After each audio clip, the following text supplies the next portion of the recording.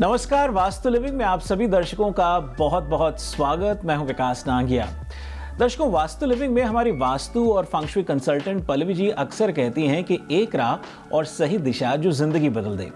देखिए, ये दिशा का मामला कुछ ऐसा है कि हमारा पिछला एपिसोड जब नेगेटिव डायरेक्शन एंड वास्तु 2024 का ऑन एयर गया, आप में से बहुत से लोगों ने सराहा, जिसमें पल्लवी जी ने वेस्ट दिशा पर तवज्जो दिया था और आपके खूब ईमेल्स आए जिन्होंने दिशा को लेकर के ये जानना चाहा कि साउथ दिशा कैसी होगी व अन्य दिशाओं के बारे में भी जानने की महत्वाकांक्षा रखी।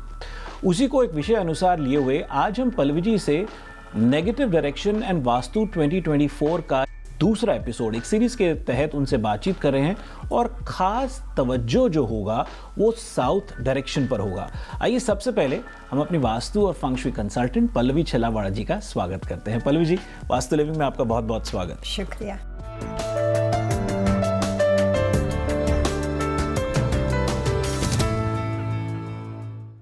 ये मात्र आपकी एक मोटो कहो या मंत्रा कहो, यहाँ तक ही सीमित नहीं है कि एक राह और सही दिशा जो ज़िंदगी बदल दे। लोगों ने इसको अपना करके देखा है और बदलाव को महसूस किया है।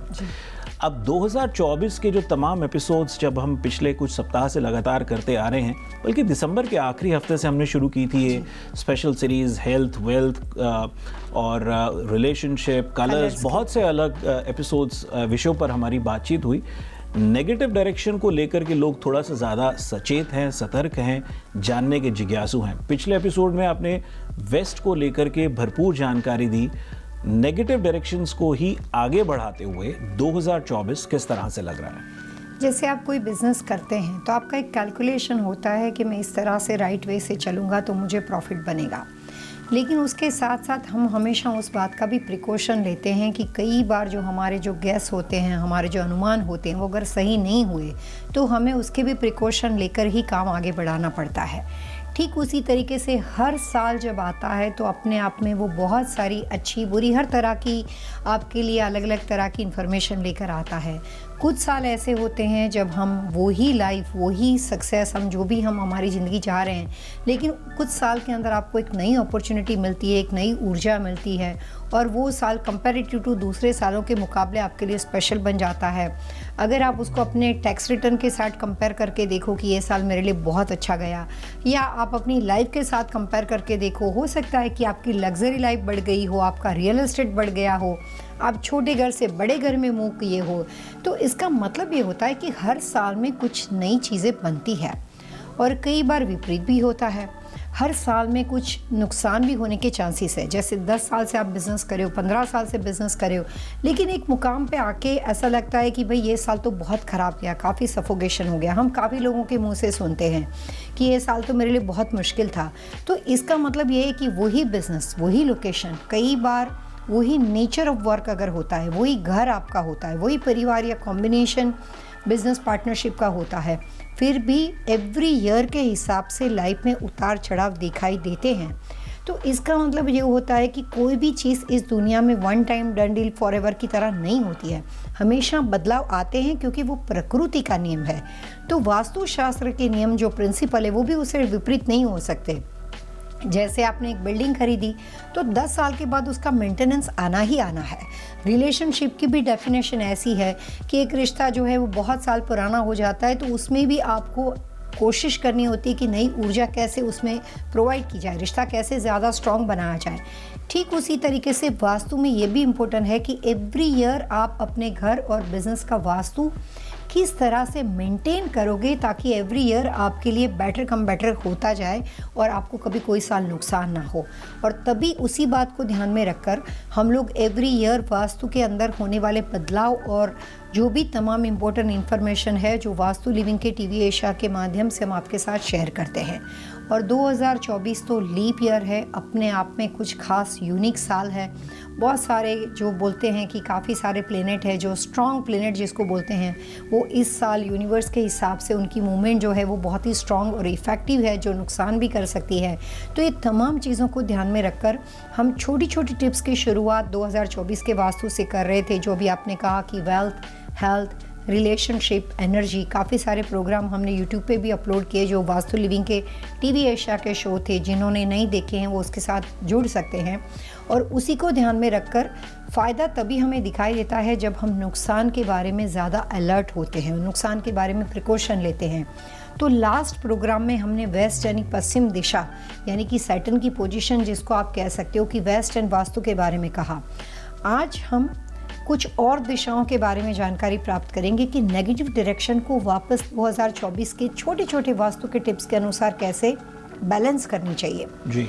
उसको समझने के लिए मैं एक सिंपल एग्जांपल देना चाहूँगी कि हमारी जो हिंदू मैथोलॉजी के हिसाब से जो वास्तु पुरुष के बारे में बताया गया है कि शिव जी के बेटा जिसको माना जाता है, शिव जी जब युद्ध में थे तो ज़मीन के अंदर उनके पसीने की बूंद से एक वास्तु पुरुष पैदा हुआ और वो पृथ्वी को डिस्ट्रॉय कर रहा था, जिसको ज़मीन पे उल्टा डाल के अलग अलग देवी देवताओं ने उसका कंट्रोल करने के लिए वहाँ पे उनका स्थान ले लिया।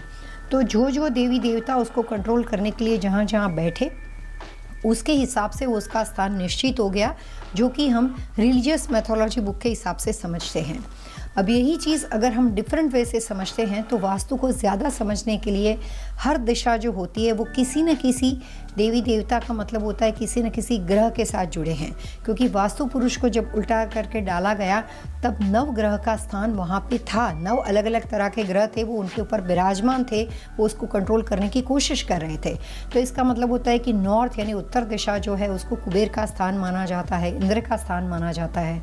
नॉर्थ ईस्ट यानी ईशान दिशा है जो कि प्रॉस्पेरिटी का सिंबल यानी कि इंद्र की जो प्रॉस्पेरिटी है उसको माना जाता है। नॉर्थ कुबेर का है, नॉर्थ ईस्ट इंद्र राजा का, वहाँ पे लग्जरी, सोच, विचार, बहुत सारी अलग अलग कॉस्मिक एनर्जी के बारे में प्रचलित है और उसको कई बार प्लेनेटरी जुपिटर गुरु का स्थान भी माना जाता है। ठीक उसी तरीके से वेस्ट यानी पश्चिम दिशा है उसको शनि का स्थान माना जाता है और साउथ यानी दक्षिण दिशा है उसको यम का स्थान माना जाता है। तो जो भी अलग अलग दिशाएं हैं वो अलग अलग ग्रहों के साथ जुड़ी हुई है। राहु जो है वो साउथ वेस्ट के साथ जुड़ा हुआ है, केतु जो है वो नॉर्थ वेस्ट के साथ जुड़ा हुआ है, ईस्ट जो है वो सूर्य के साथ जुड़ी हुई दिशा है। तो हर दिशा किसी न किसी ग्रह के साथ जुड़ी हुई है और इसीलिए जब हम एस्ट्रोलॉजी के बारे में बात करते हैं तो वो ग्रह अर्थ यानी कि यूनिवर्स हमारे प्लेनेट से बहुत ज़्यादा दूर है, लेकिन उसके जो इफ़ेक्ट है वो आपके घर में एक बिल्डिंग की छत के अंदर आप रहते हो, उसके बावजूद भी उसके जो इफ़ेक्ट है वो आपको इसी दिशा के माध्यम से आपके घर में मिलते हैं जी। तो जब कभी कोई चीज़ में बदलाव आता है, प्लेनेट में बदलाव आता है, सही या गलत, उसको आप अपने घर के वास्तु से जो अच्छी दिशा है उसको इन्हांस करो, वहाँ पे उसको एनर्जाइज करो, उसको वहाँ पे मोशन क्रिएट करो, तो उसके बेनिफिट आपको मिलते हैं। और जब कोई नुकसानदेह दिशा है उसको अगर आप अपने घर के वास्तु से बैलेंस करते हो, वहाँ पे मोशन नहीं होना चाहिए, वहाँ पे कोई भी ऐसी चीज़ नहीं होनी चाहिए ताकि वो दिशा किसी भी वजह से गलती से भी इन्हांस ना हो जाए और वो वहाँ पे बैलेंस रहे, तो उससे आप अपने घर और बिजनेस के नुकसान जो है उसको कंट्रोल में ला सकते हो। जी जी। इसीलिए 2024 में सबसे बड़े नुकसान की वजह जो है वो है साउथ यानी दक्षिण दिशा।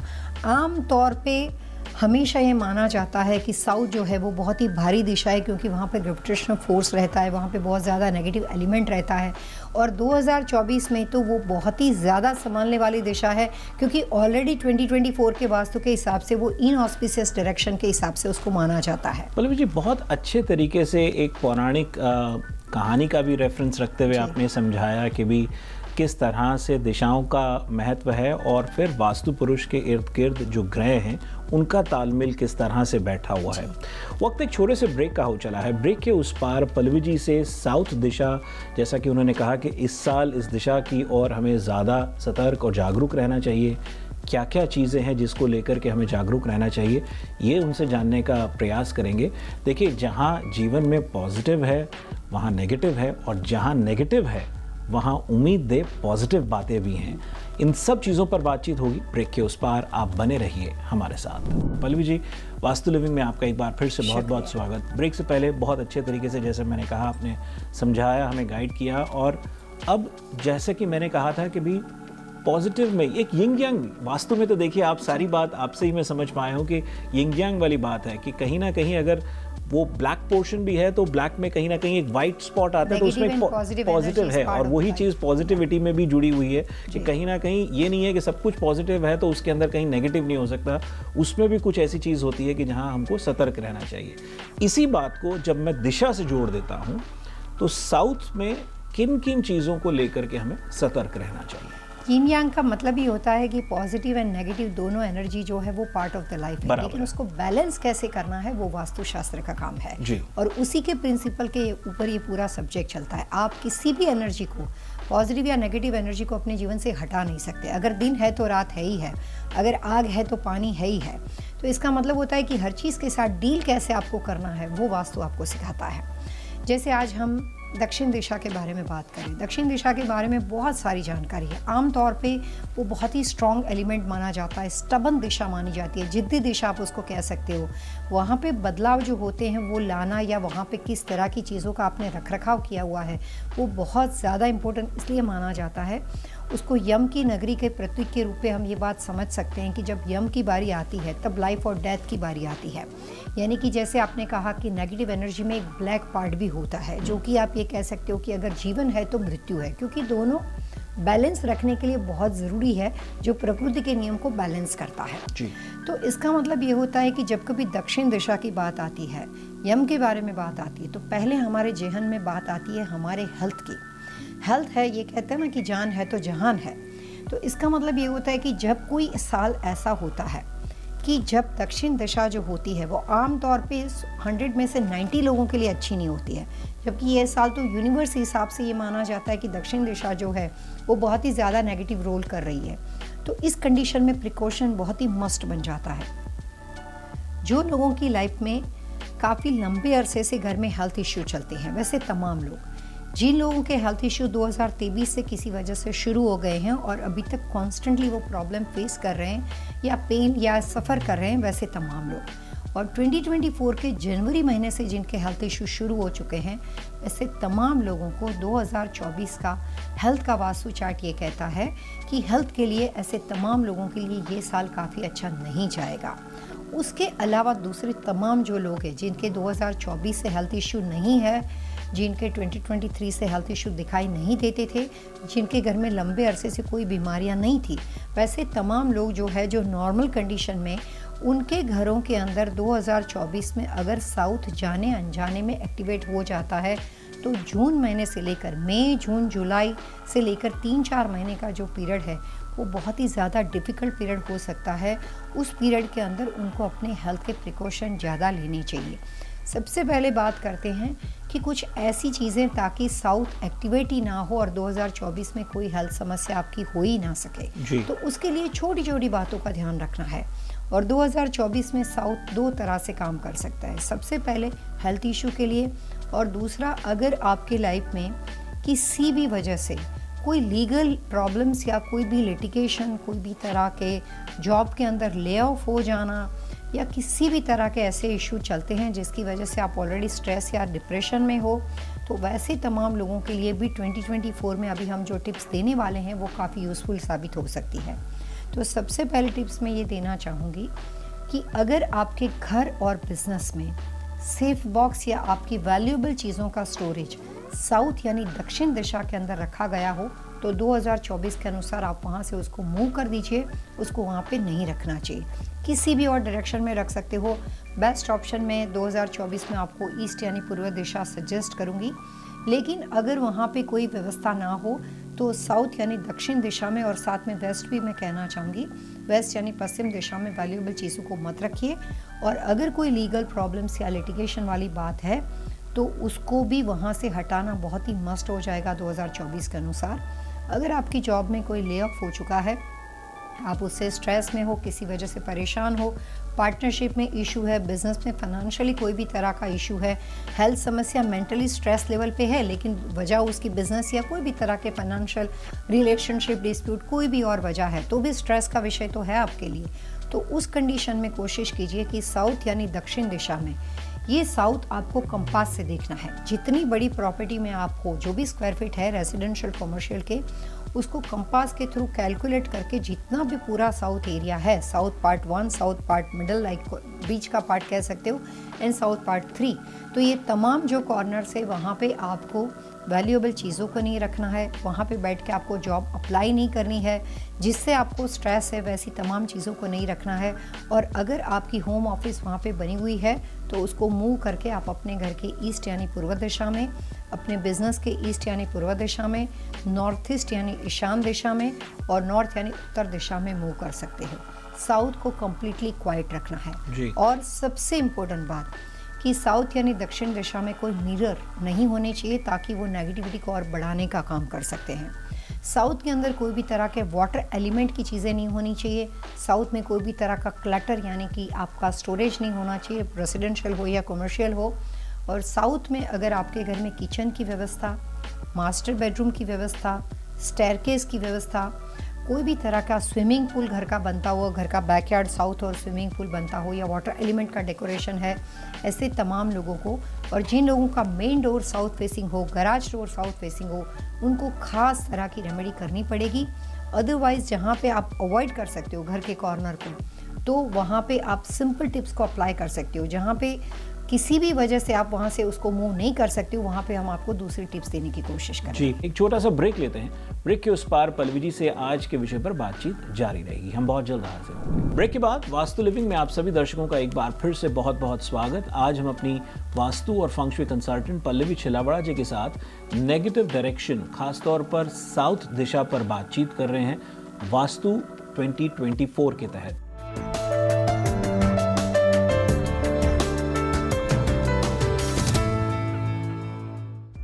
पल्लवी जी, कार्यक्रम में आपका एक बार फिर से स्वागत। ब्रेक से पहले साउथ में क्या नहीं होना चाहिए, किस चीज़ को लेकर के हमें सचेत रहना चाहिए, बहुत अच्छे तरीके से आपने समझाया। अब क्योंकि परिस्थितियां यदि ऐसी हों कि हम बदल नहीं सकते, घर साउथ में है, रख रखाव साउथ में है, कमर्शियल प्रॉपर्टी में बिजनेस उस तरह से है, तो क्या सॉल्यूशंस क्या हैं, रेमेडीज़ क्या हैं हमारे लिए? रेमेडी यहाँ पे दो अलग अलग तरह से होगी। जिन लोगों के पास प्रॉपर्टी का एक्सेस साउथ का है या वेस्ट का है, जो कि 2024 के हिसाब से इनऑस्पिशियस डायरेक्शन माना जाता है, उनको बहुत डिफरेंट रेमेडी है। जहाँ पे घर का वेस्ट फेसिंग फ्रंट नहीं है या साउथ फेसिंग फ्रंट नहीं हो, रेसिडेंशियल और कमर्शियल कुछ भी हो, तो उनको सिर्फ बहुत ही सिंपल टिप्स को अप्लाई करना है कि अपने घर के या बिजनेस के जो भी साउथ या वेस्ट के कॉर्नर है वो किसी भी गलती की वजह से एक्टिवेट ना हो जाए, बस इतना ध्यान रखना है। जिसमें घड़ी नहीं होनी चाहिए, वाटर एलिमेंट नहीं होने चाहिए, मिरर्स नहीं होने चाहिए, बस चीज़ें नहीं होनी चाहिए ताकि वो कॉर्नर्स आपका क्वाइट रहे और वहाँ पे आपका उठना बैठना रहन सहन बहुत ज़्यादा नहीं होना चाहिए। लेकिन अगर आपके घर का किचन साउथ में है या वेस्ट में है तो आपको खाना बनाना ही पड़ेगा, या फिर आपका मास्टर बेडरूम है, घर का कोई भी कंस्ट्रक्शन स्ट्रक्चर का ऐसा कॉर्नर है जहाँ पे आप किसी भी वजह से चाहते हुए भी आप उसको बंद नहीं कर सकते, क्वाइट नहीं रख सकते, वहाँ पे मूवमेंट पूरे साल भर तक बनी रहेगी, तो उस कंडीशन में आपको रेमेडी अप्लाई करनी पड़ेगी। वो रेमेडी अलग अलग तरह से होगी। जैसे जिन लोगों के घर के अंदर किचन साउथ में है तो उनके हेल्थ इशू जो है वो इस साल बहुत ज़्यादा दिखाई देंगे, बहुत ज़्यादा बढ़ जाएंगे। लेकिन जिन लोगों के घर की व्यवस्था ऐसी है कि वो 2 स्टोरी हाउस है और उनका किचन साउथ में है और सेकंड फ्लोर पे उनका मास्टर बेडरूम बना हुआ है, या अबाउट द किचन अगर उनका मास्टर बेडरूम का बाथरूम बना हुआ है, तो उनको health issue, relationship dispute, financial loss, उनके लिए साल जो है वो डिज़ास्टर बन जाएगा, बहुत ज़्यादा प्रॉब्लमेटिक बन सकता है। तो उनको प्रिकॉशन हर चीज़ में रखना है।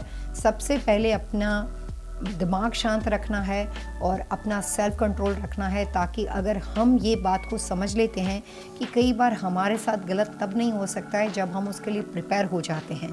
तो अगर वो लोग डिसाइड करते हैं कि मेरे को ये साल कितना भी भारी क्यों ना हो, मेरे को कोई नुकसान नहीं होना चाहिए, तो आपको सबसे पहले उसके लिए अवेयर होना पड़ेगा, अलर्ट होना पड़ेगा। तो रिलेशनशिप डिस्प्यूट को तो आप अवॉइड कर सकते हो, अगर आप आर्ग्यूमेंट को अवॉइड कर सको तो बहुत सारी बातें अवॉइड हो जाएगी।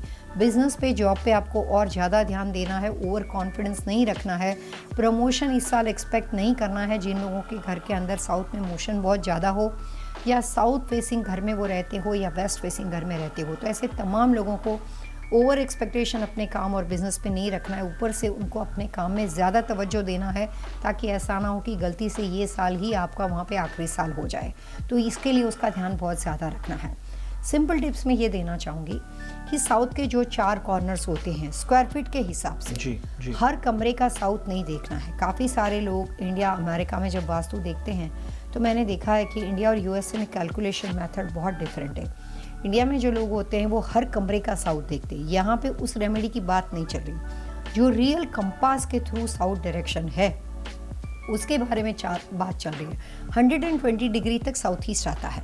जब साउथ ईस्ट ख़त्म हो जाता है और साउथ के बाद सबसे पहले उसकी जुड़ती हुई दिशा साउथ वेस्ट है, तो 120 डिग्री के बाद और 260 डिग्री से पहले उसके बीच की जितनी भी दिशा आपकी पड़ती है, वहाँ पे आपको 4 कॉर्नर के अंदर किसी भी तरह के ट्रांसपेरेंट ग्लास के या कांच के कटोरे में ओपन उसको कवर करके लीड नहीं करना है।